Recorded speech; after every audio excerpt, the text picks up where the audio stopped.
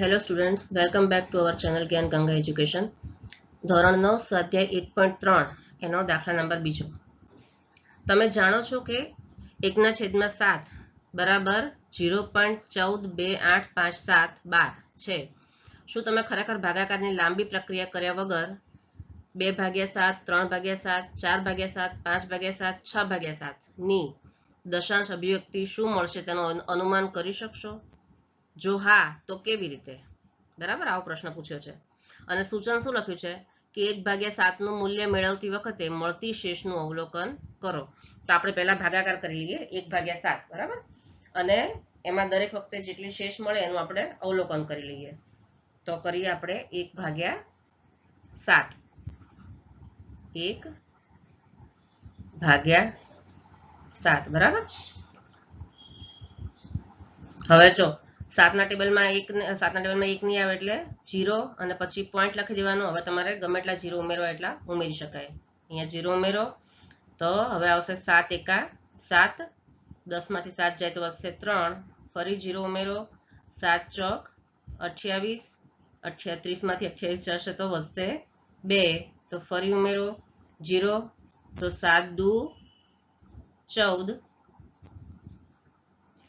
20 માંથી 14 જશે તો વધશે 6. અહીંયા આપણે શેષનું અવલોકન કરવાનું છે. જો સૌથી પહેલા આપણે 10 માંથી 7 કર્યું તો શેષ કેટલી વધી હતી? 3. એ આપણે રહી ગયું કરવાનું. જો શેષનું અવલોકન કરવાનું કીધું છે તો પહેલી શેષ વધી 3, પછી બીજી શેષ કઈ વધી છે? 2 વધી છે, બરાબર. અહીંયા બીજી શેષ વધી હતી 2, એટલે અહીંયા લખવાનું 2. પછી હવે 20 માંથી 14 જાય તો 6 શેષ મળી, તો આપણે અહીંયા લખવાનું 6, કારણ કે આપણને શેષનું અવલોકન કરતા જવાનું કીધું છે, તો અહીંયા આવશે 6, બરાબર. હવે 6 ની પાછળ શૂન્ય ઉમેરો પાછા, બરાબર ને. તો 7 અઠ્ઠા 56 ભાગ ચાલશે, 7 અઠ્ઠા 56, બરાબર. 60 માંથી 56 જાય તો કેટલા હશે? 4. ફરી શેષ કઈ આવી? અહીંયા 4 આવી. ફરી શૂન્ય ઉમેરો અને 7 પંચા 35 ભાગ ચાલશે, 7 પંચા 35. 40 માંથી 35 જાય તો 5 વધશે. શેષ કઈ આવી? 5 આવી. તો આપણે અહીંયા એનું અવલોકન કરવાનું પાછું. શેષ આવી છે 5 અને 5 ની પાછળ પાછળ શૂન્ય ઉમેરો નીચે, તો શું આવશે? 7 49. હવે 50 માંથી 49 જાય તો 1 આવશે. હવે શું થશે ખબર છે? જો ઉપર 1/7 છે તો ફરી અહીંયા 1 આવી ગયા છે. તમે 0 ઉમેરો તો શું થાય? પાછું અહીંયા ફરી એની સાયકલ રિપીટ થાય, બરાબર. 7 એકા 7, પછી 7 માંથી 10 માંથી 7 જાય તો 3 વધે, તો ફરી 0 ઉમેરો અને 7 ચોક 28, એટલે એકની સાયકલ રિપીટ થયા કરે છે, બરાબર.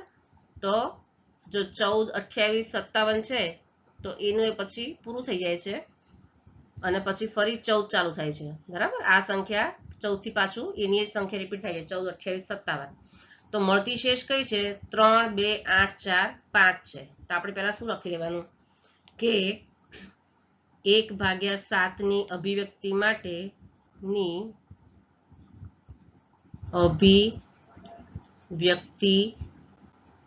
માટે કઈ શેષ મળે છે? 3, 2, 6, 4, 5 શેષ મળે છે, બરાબર. મળે છે તથા દશાંશ ફળ કયું છે? દશાંશ ફળ ઉપર જે જવાબ છે એ 0.142857 12 છે, બરાબર. એકની એક સંખ્યા રિપીટ થાય છે એટલે 12 મળે છે. હવે આપણને શું કીધું છે? જો હવે આપણને એવું પૂછે, આપણે લખવાનું કે 1/7 માટે 1/7 માટે 7 ની દશાંશ અભિવ્યક્તિ છે.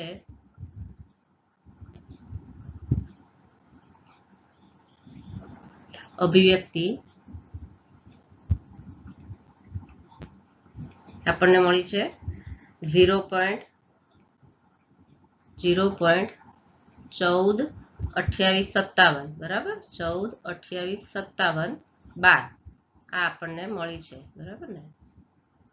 તો હવે 2/7 માટેની આપણે જાતે ગણતરી કર્યા વગર કહેવાની છે તો કેવી રીતે કહેવાની તો હવે 2/7 માટે શું કરવાનું ખબર છે બંને બાજુ આપણે 2 જોડે ગુણી લેવાના આવી રીતે કરવાનું 1/7 ગુણ્યા 2 બરાબર એવું કરવાનું અને જોડે જે દશાંશ અભિવ્યક્તિ છે ને એને પણ આપણે 2 જોડે ગુણવાના 0.142857 ગુણ્યા 2 એને પણ આપણે 2 જોડે ગુણવાના તો જવાબ શું આવશે જો આપણે ગુણાકાર એકવાર કરીએ બાકીના તમારે જાતે કરવાના ચલો 14 28 57 ગુણ્યા 2 કરીએ તો કેટલા આવશે 7 દુ 14 નો ચોકડો વધી 1 5 દુ 10 ને 1 11 નો એકડો વધી 1 8 દુ 16 16 ને 1 17 નો સાતડો વધી 1 2 દુ 4 ને 1 5 4 દુ 8 અને 2 એકા 2 અને આગળ 0 પોઈન્ટ તો લગાડવાના છે તો શું આવશે જવાબ તો એનો જવાબ આવશે બરાબર 0.285714 બરાબર આ જવાબ આવશે। એવી રીતે 3/7 માટે કરવું હોય તો શું કરવાનું 3/7 માટે 1/7 ગુણ્યા 3 બરાબર 0. અચ્છા ઉપર 12 ની સાઈન કરતા જવાનું હો 14 28 57 તો જવાબ આવશે પણ 28 57 14 12 મળશે એવી રીતે 0.1428 57 12 ગુણ્યા એને પણ આપણે 3 જોડે ગુણવાના તો ગુણ્યા 3 કરવાના ગુણ્યા 3 તો બરાબર જવાબ આવશે 0.42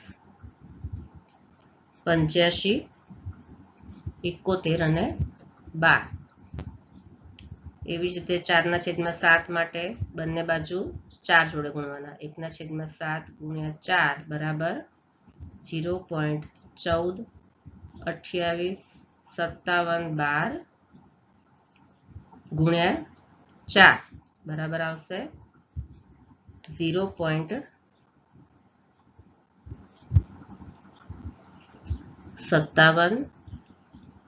14 28 12 પછી 5/7 માટે બંને બાજુ 5 જોડે ગુણવાના 1/7 ગુણ્યા 5 બરાબર એટલે શું થાય 5/7 થઈ જાય ને તો બરાબર 0.1428 57 12 ગુણ્યા 5 બરાબર 0.71 42 85 12 અને છેલ્લે છે 6/7 માટે 6/7 માટે 1/7 ગુણ્યા 6 બરાબર 0.1428 57 12 ગુણ્યા 6 તો જવાબ આવશે 0.85 71 42 12 બરાબર તો આ રીતે આપણે એને ગણતરી કર્યા વગર દરેકને આપણે દશાંશ અભિવ્યક્તિ આપણે શોધી શકીએ જો એકની ખબર હોય તો બાકીનાને આપણે આવી રીતે ગુણાકાર કરીને શોધી શકાય છે।